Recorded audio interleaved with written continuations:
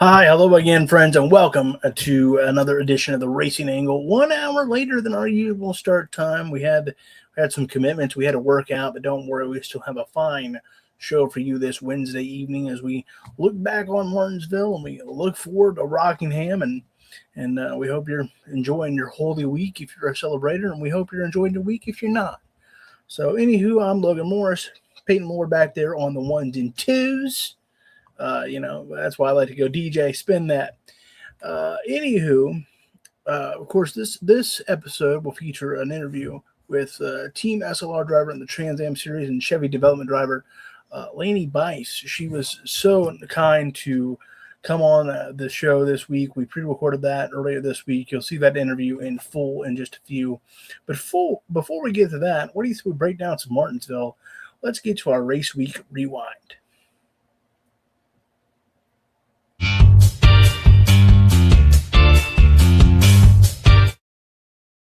All right, we're coming off Martinsville. Hot dogs, horsepower, and beating and banging. You know, the stuff that made NASCAR. Personally, I'm a lover of Martinsville. I'm a lover of the beating and banging on the short track. However, I have to say, bit of a snoozer, as has been the case with this next-gen car in Martinsville. They don't mesh. They're kind of like peanut butter and bowling shoes right now when it comes to this short track package in NASCAR. As much as I am a strong believer in short tracks, and I'm glad we're going to Bristol in a couple of weeks. And I think short tracks are the backbone of this sport, and they're the lifeblood. As much as I believe that, I also know this car has not provided a lot of great short track action. It's been a lot of single file. It's been a lot of It's been a lot of It's been a lot of I can go ahead and take a nap. I'll catch the third stage. I can acknowledge all those things to be true. And I thought that was kind of the case again, right? It was Denny Hamlin dominated the day. It's probably the greatest race he's ever ran that he didn't win the race. I mean, stage one, stage two, Denny Hamlin. It was like the old school Denny delivers days, wasn't it? I mean, he just was absolutely a savant in that car. You couldn't beat him until a well-timed pit strategy by Alan Gustafson. And guess what? Alan gets a lot of flack, folks. You know, he's the crew chief of the most popular driver, Chase Elliott, and he gets a lot of flack. But he doesn't get a lot of credit for when he gets it right. And this week he got it right, and he got his driver a win. And so we gotta tip our cap to Alan, as much as, again, he gets tons and tons of flack for when he doesn't get it right. Let's give him a little love. Let's give him a little, because he got it right this week, and he got Chase Elliott and Chevrolet and Hendrick Motorsports back in victory lane. Again, took one away from Denny Hamlin with that late strategy call. I was kind of, I had kind of written it off, right? And I kind of thought, man, looks like Denny's going to win this one. And I'll tell you what I was curious about, folks. I'll tell you what I was looking forward to. I wanted to see the comments. I wanted to see people's head explode because Toyota wins another race. I wanted to see absolutely people go, whoa, how about that? Because obviously with the Tyler Reddick thing and Denny Hamlin won one, and then Ford with Blaney had the other. If Toyota had rolled off another, especially Denny Hamlin, I think it'd have been Pitchfork City in the NASCAR comment section. But that wasn't to be. Alan Gustafson made a great call. Other things that stuck out throughout the day was Joey Logano bouncing back for P3 after a no good, horrible, very bad Darlington, not Martinsville. He had a very good Martinsville, but Darlington left a lot to be desired. And he said in the post race he wants more short tracks. That's the bread and butter, Team Penske. And Team Penske did look strong. They were the strongest team probably all day, really. And they didn't get the win, but they as a triplet, as a tripod, they looked pretty strong. I mean, the captain's got to be pretty happy. Freddie tuning in. We're glad to see you, Freddie. Always a pleasure. Always a pleasure, my friend. Thanks for again. Your support means the world to Peyton and I. just want you to know that from a mother. Yes, sir. Yeah, it was okay. I wasn't thrilled with Martinsville. I thought it was a bit of a snoozer. I thought it left a little bit to be desired. But that's the way this car's been with short tracks. It just is not great. And so again, it's one of those things. I really believe that short tracks are the bread and butter of NASCAR, but it also is not great right now, and that's got to be, both those things can be true. Yeah, Chase got lucky. Allen made the great call. Again, Joy Logano had a strong day. How about Bubba Wallace and Carson Hocevar? Bubba pretty much drove through him. He said he misjudged in the post crash interview. I tend to believe him because he looked like he had his emotions pretty much in check. Maybe he did just misjudge. But either way, the dente got dented by Bubba Wallace, and that's Martinsville. That's short track beating and bang. Whereas as Joey Logano, that's just short track racing.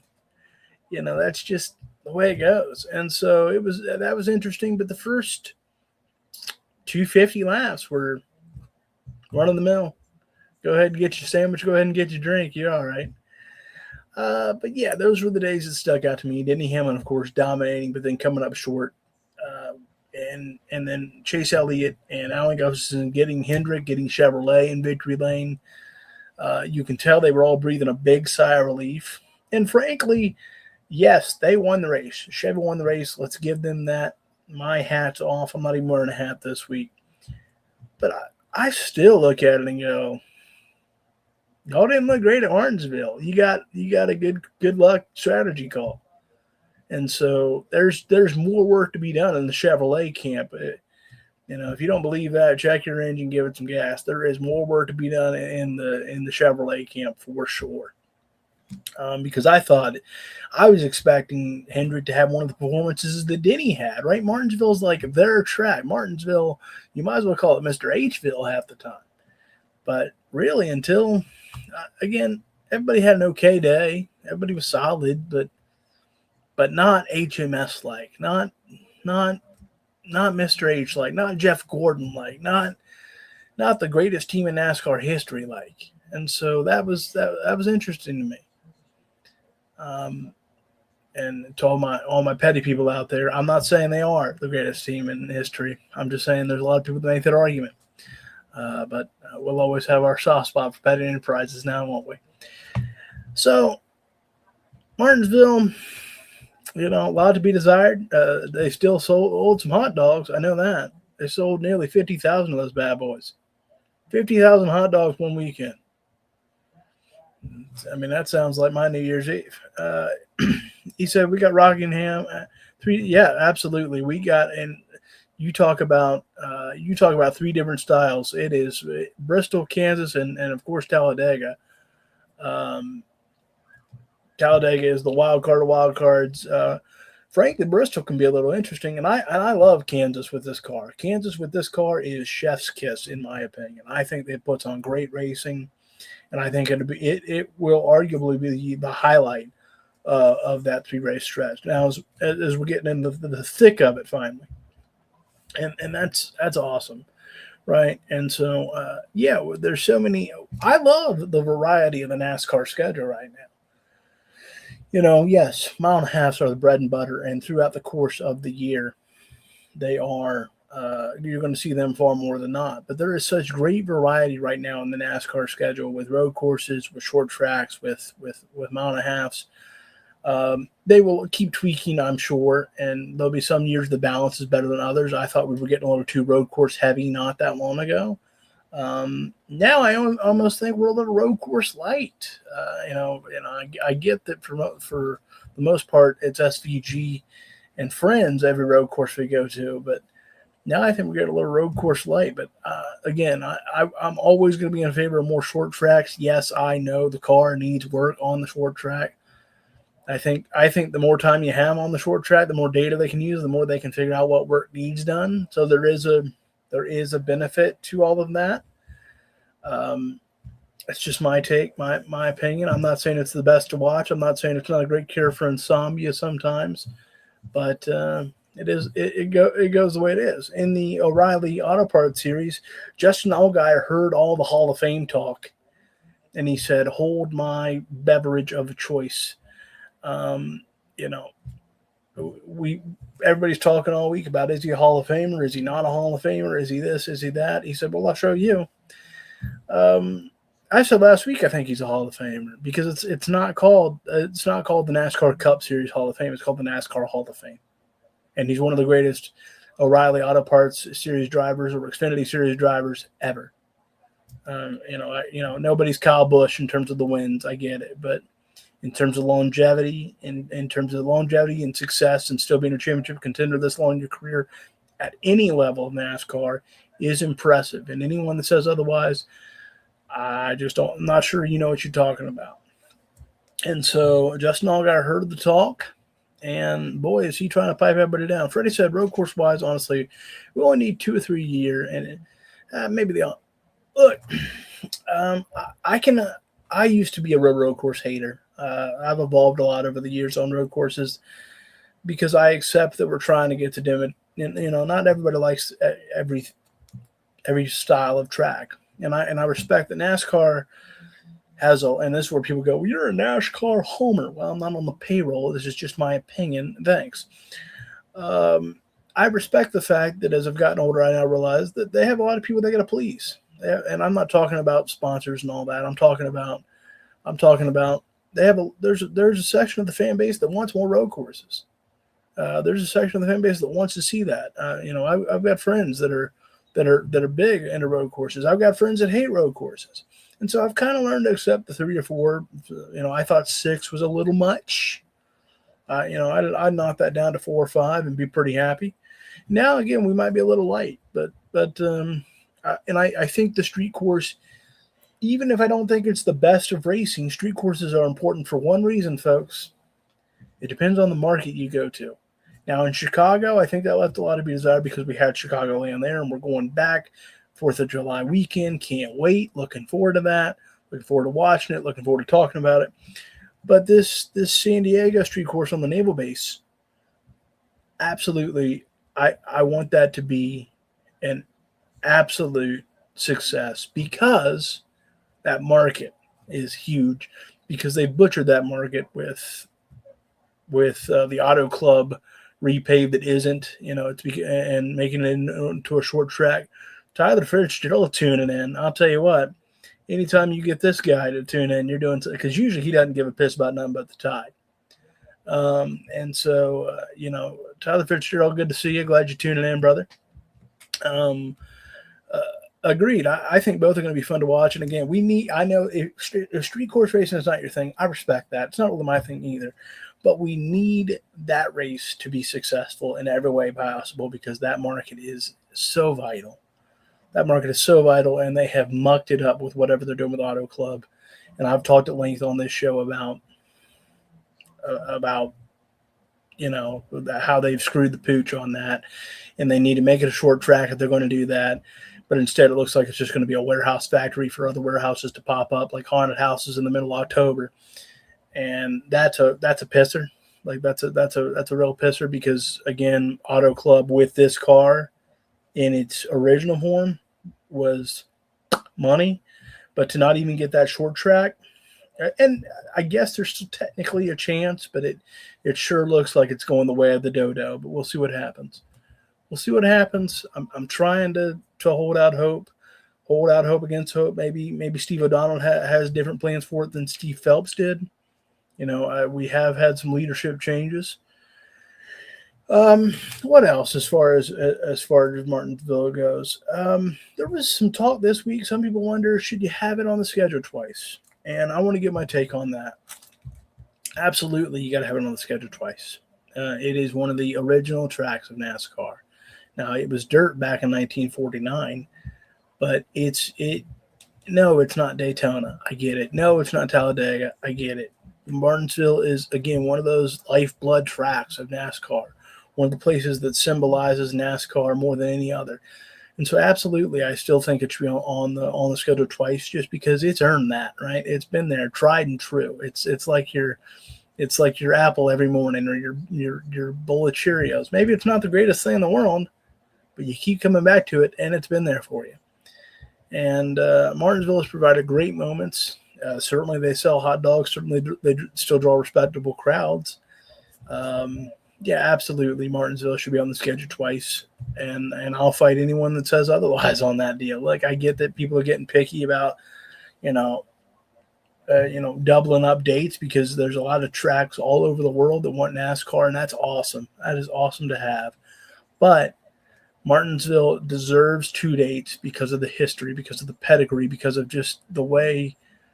Yes, NASCAR has given these tracks life, but these tracks also give NASCAR life. It is a you talk about a scratching each other's back. That's what it happens here.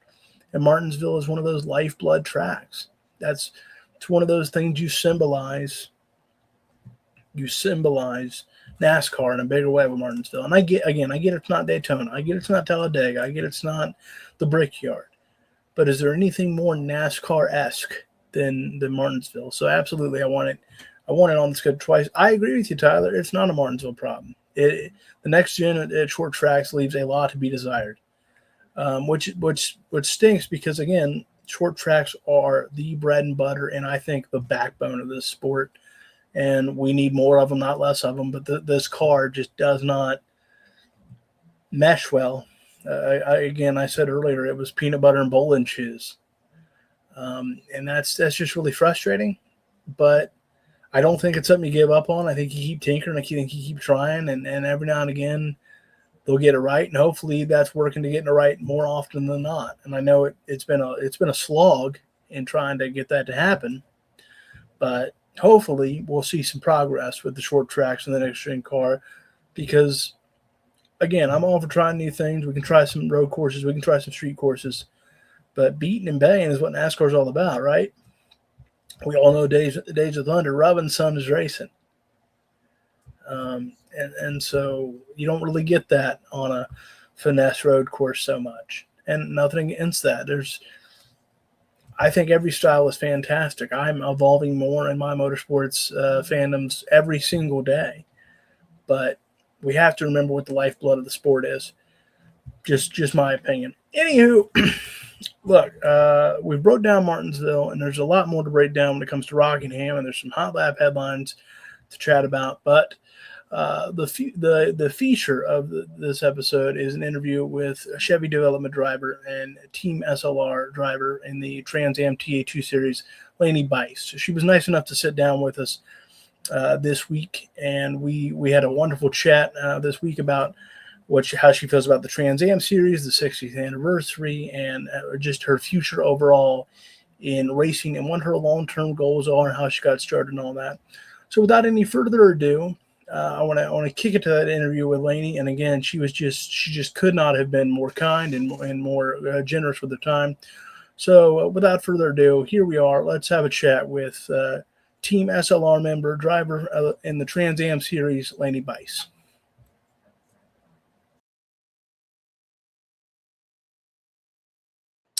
All right, this week we have a very special guest on the racing angle. We have Lanie Buice from the Trans Am series. She also races in the ARCA Menard series. Lanie, how are you? Welcome to the show. Thanks for being on. I'm great. Thank you so much for having me on. I'm really excited to talk about this year and all the things. All right, well, I'd like to jump right into it. I don't know about you. So I know that you did some Trans Am racing late last year for Team SLR. How did that deal come about? Yeah, so everything started back in the fall of 2025, and I was lucky enough to become a part of Chevrolet's development program with Josh Wise's program, which is the Wise Optimization. And thankfully enough, they really wanted me to do some road course racing. So they introduced me to Team SLR and said, "Hey, like this is the team that we want you to run with." And so my debut was actually at VIR at Virginia International Raceway in September of 2025. And so I ran that race, was running top 5, and then we had a mechanical failure, unfortunately. But had a really good debut. And then I ended up running Coda as well last year, and that kind of jump started the whole road course racing stuff for me. And I got the opportunity to be able to be full time this year, and I just couldn't be more grateful for it because it's teaching me so much, and it's such a great series to be a part of. And I know that you've been racing since you were about 10. That was with the go karts, and you broke your collarbone and that whole deal. Could you ever imagine uh, running like the Trans Am series compared to starting back then? No, it's crazy. I didn't really think that I would come this far, to be honest. I really started go-kart racing just for fun, and it was more of a hobby for me. When I was young, I was searching for what I wanted to do and what I loved the most. And I just enjoyed racing, and I don't come from a racing family, so that was all just a passion for me. And so yeah, I couldn't really, looking back, if I was 10 years old again, I couldn't imagine being where I am now. And I love go-kart racing. I would love to go back and do some more. Trackhouse is such a cool racetrack here in North Carolina, and it would be cool to do some more go-kart stuff, especially with the experience now that I have in the Trans Am TA2 series. So I'm really enjoying the process, and I feel like just being a part of this program and being in the Trans Am TA2 series, I would have never thought that I would even go back to road course racing, even though I got my start there. I always thought I would be doing oval racing, so it's pretty cool. So when you first got you just mentioned you thought you'd always be doing the ovals. So when you first got the introduction into Trans Am, they said, "Hey, we want you to. What about running Trans Am? The longest running North American road course circuit series." What was your initial reaction? Was there any apprehension, or what'd you think? I want to be the best driver that I can possibly be, and I know that that takes time and it takes doing different things and being in different types of race cars. So I was very open to the opportunity, and honestly immediately jumped right onto it. I didn't know much about the series either. I just always had the NASCAR track in my mind, and it's a completely different world to be road course racing. So um, for me, I immediately took the offer and I was like, I would absolutely love to do that. And to be honest with you, it has taught me so much, even in the past. I've run 4 races now in the Trans Am TA2 series, and Mhm. it's just been incredible. I've never learned so much before, and I feel like it can just really continue to develop me as a driver. What would you say the biggest thing you've learned is? It's a big learning series. It's a big development series. So what's the biggest takeaway in just those 4 races that you've learned so far? Yeah, it's about managing your expectations. That's a really big thing in the racing world. And it's going to be mountain climbs every single weekend, and it's going to be up and down. And you're going to be, I mean, they call it like waves. So for me, it's just managing all of that and really focusing on what I'm here for. And that is to be developing and to be learning and just continuing to become the best race car driver that I can be. And the Trans Am TA2 series has definitely taught me that there is a really long path to becoming a better race car driver.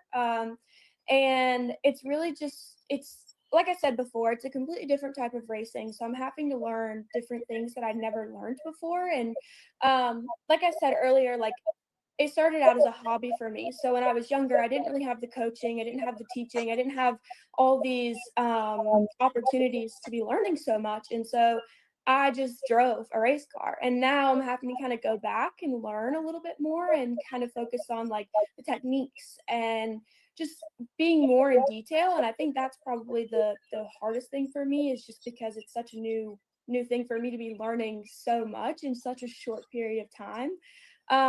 But I would say that would probably be the biggest difference, and the biggest thing that I've learned is just like balancing it all for me.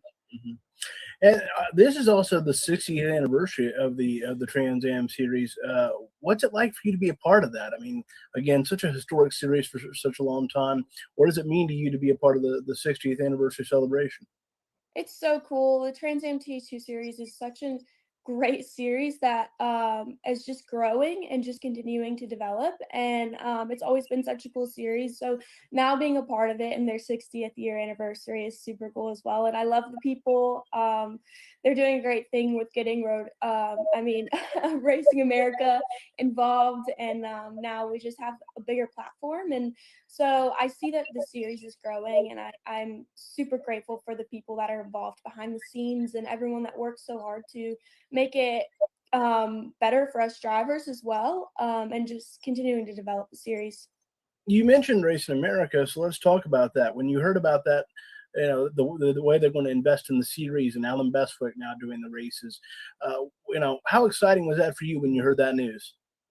Really exciting. I found that out after I'd already decided that I was going to be full time, so it was really cool, and a really great added bonus. And Alan is amazing. I got to sit down with him at Sebring and talk a little bit about what my career looks like so far, and things that I expect, and just continuing to develop every single weekend. And he's been a great help as well, and not only for the series but for me.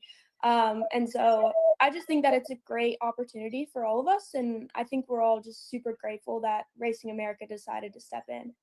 And then, what has your experience been like with Team SLR? How has that been for you? Team SLR is an incredible group of people. I have enjoyed this journey of getting to know them, and just continuing to learn them as they learn me, and getting to drive their race cars is super cool. I have the greatest group around me, including teammates and crew chiefs, and Scott Lagacy is incredible. And I can just see that they all want me to succeed, and I can see all of their effort put in every single weekend. They bring some hot rods to the racetrack, so super grateful for that. And I've just enjoyed getting to know everyone, and I know that they are doing their best to help me to succeed and learn. And like I said before, like I have some of the best coaches around me, and Team SLR is definitely just given me the opportunity to develop. And I think that come the end of the year, I just can't wait to see what kind of things we can do together. Take me behind the helmet. When you're getting set on the grid and you're getting ready to go green 100 miles, what's going through your head? How are you feeling? How are you prepping? I would say the biggest thing for me when I'm strapping into the race car is I like to keep my nerves really, really, really small. So I try not to kind of get nervous. I feel like the biggest thing for me is just finding the confidence behind the wheel, and I will say that that confidence is growing as I am running this TA2 Trans Am series, and it's definitely harder to find because I am so new to the series. But I feel very confident now, and I feel like I'm really getting a grip on I'm doing more so than I used to. So yeah, I would just say finding the confidence behind the wheel and just believing that I can do it. And it's such a cool feeling strapping into a race car that I feel like you can't even describe unless you've done it before. And I love the feeling. It's an adrenaline rush. It's one of the best feelings ever, and I think that's why I continue to chase this dream, just because of how much I love being in a race car, and the feeling that it gives you of just trying to win. You talk about chasing that dream. Let's chat about that for a second. How challenging has that been at certain moments? There's ups, there's downs, there's sponsorship. What's something fans and maybe even us media members don't fully realize in terms of the struggle to find sponsorship and that next opportunity? I think it's harder to explain sometimes of the difficulties of the sport, and I feel like everyone goes through it. It's just it's difficult. NASCAR has done a great job in trying to make it easier for everyone, and I feel like it's a challenge. You can win races, you can lose races, and all that comes behind it is kind of your social media at some point, which is unfortunate because I feel like we should be race car drivers, and I enjoy the fact that I can be a race car driver and kind of carry my social media on the side with me.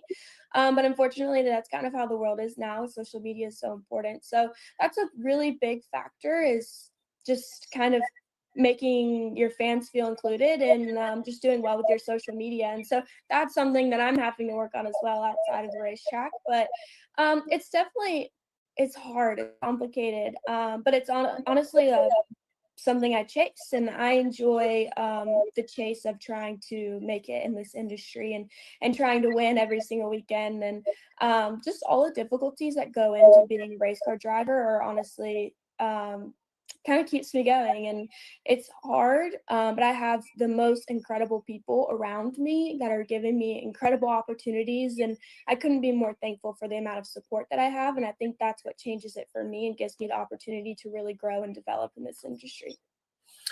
And not only do you do the TA2 series in the Trans Am, you also do a handful of ARCA Menards series starts this year. You started that last year at Rockingham. How do you compare the two cars, and how do you not kind of get the wires crossed, so to speak?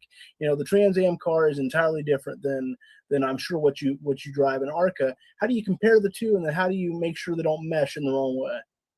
Yeah, they're definitely different. I learned that really quickly when I got into a Trans Am TA2 car last year. They're not really comparable. Obviously, when you kind of take the ARC cars to a road course, you can kind of start to compare them a little bit more. But I've been doing oval racing for 6 years now, 5 or 6 years now, and that's kind of what my roots are. So it's easy not to get the road course stuff and the oval stuff mixed up when I go back to oval racing.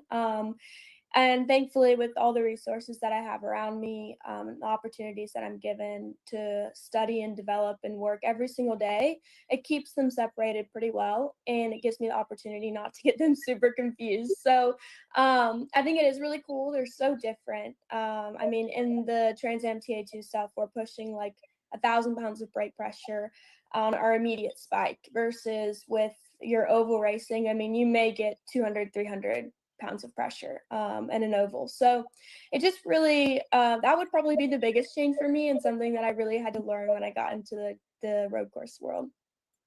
And when it comes to ARCA, what do you got coming up? What are you looking forward to there? Yeah, I'll have my debut with Pinnacle Racing Group in the number 77 at Kansas in just a few weeks. So I am extremely excited about that, and they've been making waves this year already. So I think they have it's a win and a second place, and then another win with the 77. So I am super excited about that. It's also an incredible group. I got the opportunity to go down to Daytona with them and really get to know everybody and just be a part of that group for the weekend and watch and learn. And it was really great. So I can't wait to step into the car at Kansas. I already have one race there with my team from last year. So I think it's going to be a great opportunity to hopefully go out and win. And then obviously, as a woman in motorsports, I got to ask: do you feel the responsibility to represent other women, or do you just kind of try to tune that out and drive? Well, I think it's a good I try to balance it all. I feel like, it can be a hard topic sometimes. I really just wanna be a race car driver, and I think all of us females in the industry can even agree with that, and I feel like, everybody wants to be the same and wants to be seen the same as soon as we strap our helmets on. But I do know that it's normal, and it's something that kinda comes along with it. But I do feel like we should all be given the same opportunity as everyone else is, and I don't think it should change just because we're male or female. And so I want to see so many females come up through this industry, and I feel like there are so many incredible ones coming up right now, in which I'm extremely a part. I mean, I'm extremely excited to be a part of that wave of females that are coming up because there's some real talent. There certainly is, and we're certainly excited about it. What advice would you give to either a young female driver, a young male driver trying to walk the same path that you are? Um, the biggest thing that I would say is as a word of encouragement to other drivers and other females in this sport is just like never give up. Be who you are.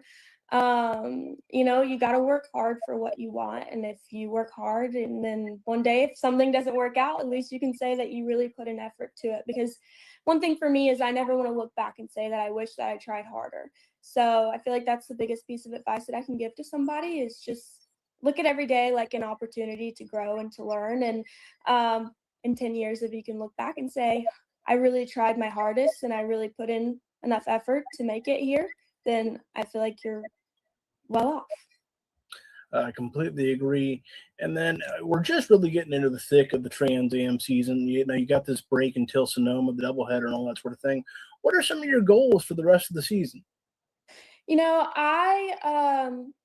Originally I'd really set a goal for myself to run consistently in the top three. And I feel like that's still a goal for me, but I really like to break down my goals and kind of be more specific. And I think something that's really big for me is just really maximizing every single weekend on what I'm learning. as long as I'm taking away a lot from the weekends, I will be so proud of myself, and being confident in the fact that I learned a lot and being able to take those notes and go on to the next one. Because for me, my career, I'm really building my career, and I want to win races one day in NASCAR, and so I feel like right now is the time that I'll learn and really understand how to drive the race car, and just to become the best that I can possibly be.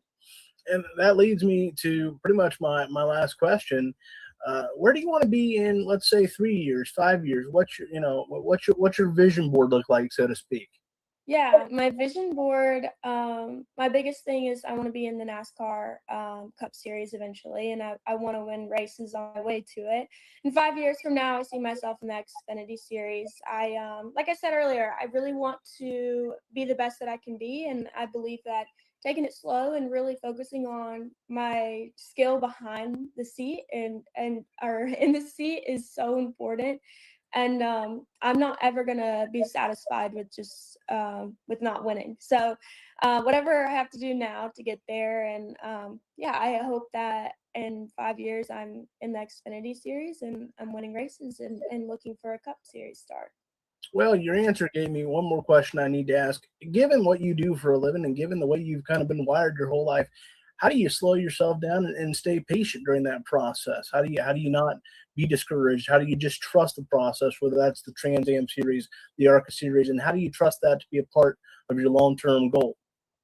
I would say the biggest thing for me with kind of slowing down and just taking a breather sometimes is like finding something that's more slow paced for an afternoon or something, just to give myself a little bit of a break. I am so fast paced, and I move a lot of pieces around, and I'm constantly working on this career. And so sometimes it's really important to kind of take a day for yourself, or maybe take a few hours to kind of slow down and do something slow paced. So biggest thing for me is like I actually like needle pointing, which is like one of my favorite things to do right now, which is just quiet and I can listen to a podcast while I'm doing it.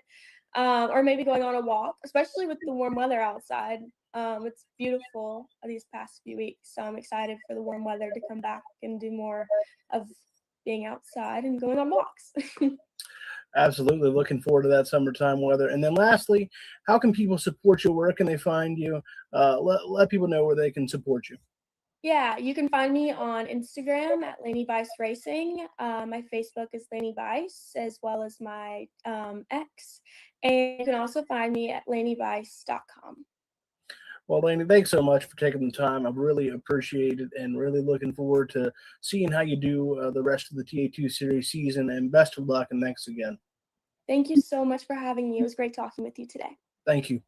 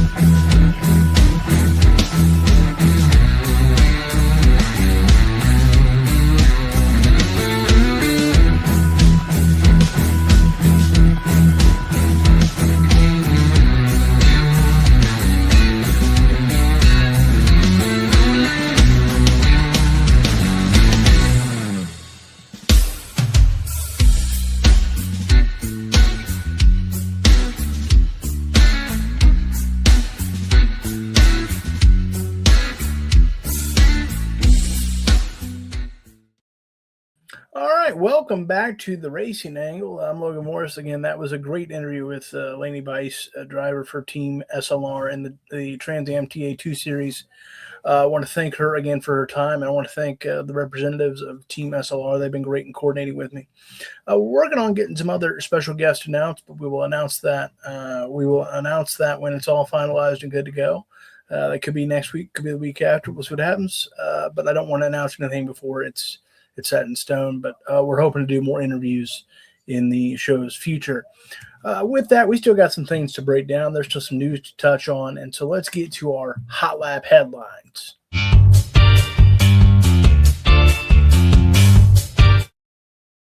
All righty. Well, yesterday it broke that Daniel Dye has been reinstated, but he is departing Colleague Racing, and Corey LaJoie will drive that truck for the remainder of the campaign. So I got a couple of thoughts on that. First of all, I want to reiterate what Daniel Dye did and the way he behaved on live stream was stupid, immature, and frankly, he should have known better. Absolutely. There's no qualms about that.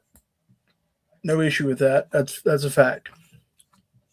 He should have known better. He should have behaved better. He should have, and I hope that whatever training he's done to undergo reinstatement has improved and matured him. With that said, no disrespect to how anybody feels, and I get that this is going to be a bit of a hot take, but I think the fact that he is seemingly departing Colleague because of said video is the wrong call from Colleague and Daniel Dye.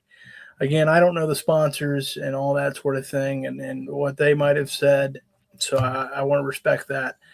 But I don't feel that what he said, while stupid and immature, warrants losing his ride for the season and having to start from scratch. I thought suspending him and undergoing training and undergoing hopefully some learning was a very appropriate sentence, so to speak, very appropriate punishment. I think that him losing out on that ride completely, again, unless he's leaving by choice voluntarily, which maybe he is, I just think that's the wrong call, and I think it's an overreaction. I think a couple of weeks out of the seat, or even till the playoffs, is an appropriate call, and it made a lot of sense. However, again, I'm a big believer in redemption and second chances, and I hope to see Daniel Dye get one, and I was hoping to see him get it with Colleague Racing. So I was disappointed to see that he's departing the team, but glad to hear that he's reinstated. I would assume that he'll get another opportunity in ARCA or trucks at some point, either this year or next. Again, I'm a believer in second chances and redemption and learning from the past, and I would have liked to see Colleague give Daniel Dye the opportunity to do so. With that, we do have to talk about the fact that Corey LaJoie is getting an opportunity. He'll be in the 10. It wasn't that long ago Corey LaJoie was against the idea of being full-time in the truck series, and now he finds himself with a full-time ride, and great for Corey LaJoie. This is a huge opportunity for him. We know that Ram came into the sport with a lot of buzz. They still have a lot of buzz.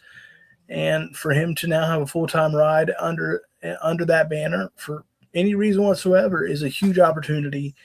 However, somehow I have to wonder, is this the last opportunity as far as full-time goes that Corey LaJoie may get? I think this is a huge moment for Corey LaJoie's career. If he can find a way to parlay this into some decent finishes and maybe even a win or two, I think it's a real shot at a kind of a redemption story for him because, right, let's be honest, it hasn't looked so great, right? Ever since he's been struggling to find full-time rides. He's done some part-time stuff with Rick Ware. It just hasn't been great for him, right? And so this is a huge opportunity, and Daniel Dye's loss is Corey LaJoie's gain. And so we'll see how it all plays out for him. I wish both Daniel Dye and Corey LaJoie well. I like Corey LaJoie. I think he's got a good personality. I think he's got a nice fan base. I think he's an asset to the sport. I think that some people are a little tough on the guy. I think his attitude towards O'Reilly and truck races in the past has been pretty foolish, because sometimes some of the quotes that I've read and some things he said, he acts like he's Kyle Busch. when you haven't found victory lane back there, bud. So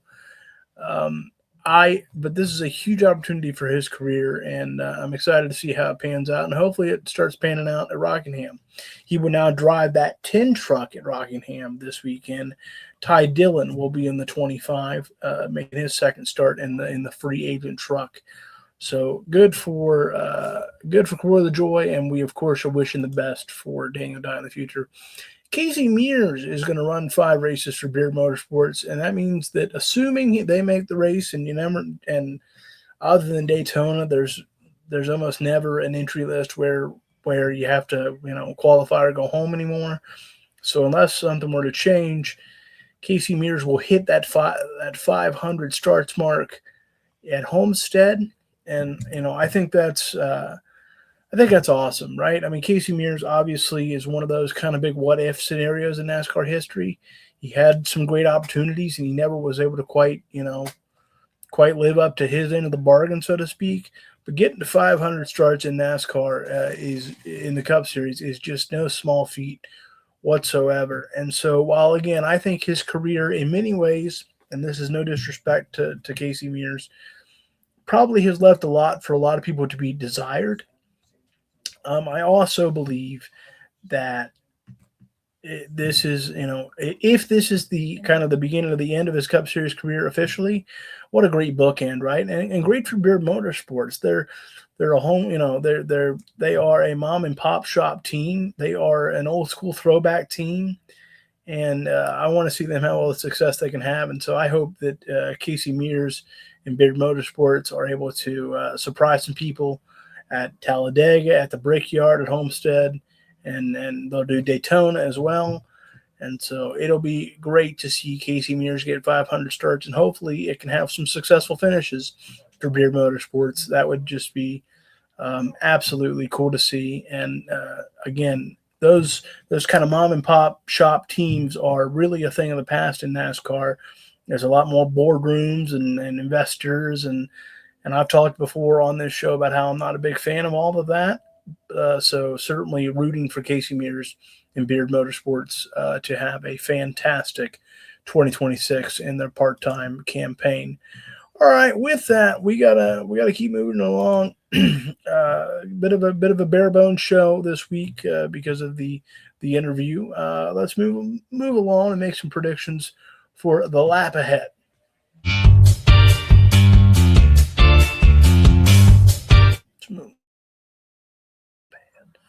All right.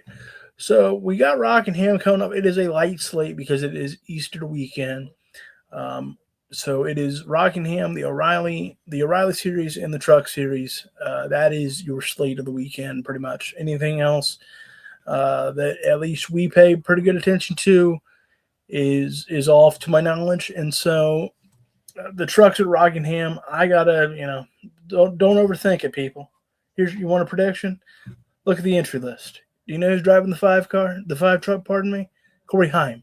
Corey Heim is driving the truck. You know what that means? Corey Heim is going to win the race. Everybody else racing for second. Don't believe me? Give that boy some 4 fresh Mr. Feel Goods and he'll show you something. Corey Heim's going to win that race at Rockingham. I just don't have a scene. Everybody else fighting for second. It's like corn dogs fighting for kennel space. When it comes to the O'Reilly series, I gotta, he's hot, and when you're hot, you're hot. So let's go with him. Let's ride Justin Allgaier one more time. I mean, he is certainly on a bit of a warpath, right? Again, I don't know if he's being motivated by this Hall of Fame discussion. I don't know if it's just everything clicking at Junior Motorsports, but Justin Allgaier, little Gator, some say, is just absolutely cooking right now. Freddie chiming in going, Carson Hosevar's winning the truck race. Freddie, I respect you sticking to your guns, brother. I do. But, nah. Corey Heim's on that entry list. Corey Heim's going to win that race. It's like what Kyle Busch used to be at KBM, right? There's no reason to bet against him. There's just not. Corey Heim in the truck it's Jedi mind tricks or something. Anywho, we're gonna wrap it up just a little soon this week since we're an hour late and $1 short. So with that, let's have some final words.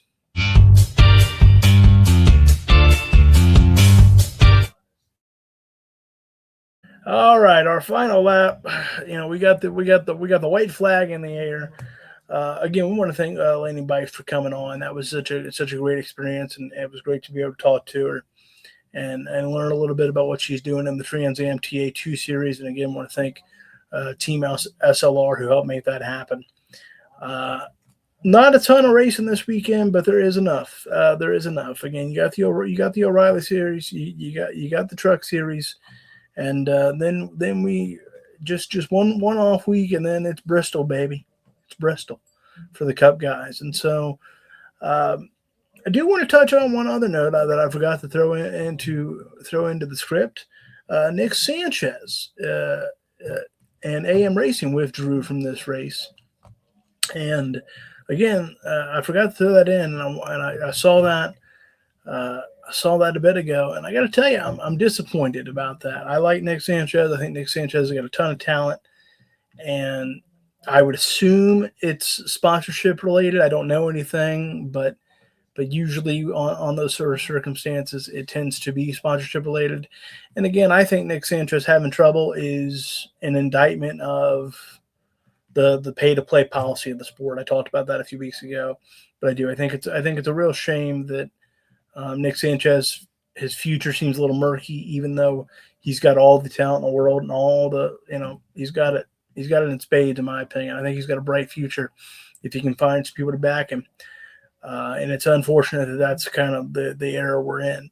So I did want to touch on that. And just really, really, really stinks that they're having that kind of trouble. So we wish him the best, and we hope to see him back on track real soon. Anywho, with that, I want to close it down. Again, if you're curious about my predictions at the Rock, in the trucks, it's Corey Heim. And then in the O'Reilly series, why not Justin Allgaier, as strong as he's been. Peyton Lorben back there on the ones and twos.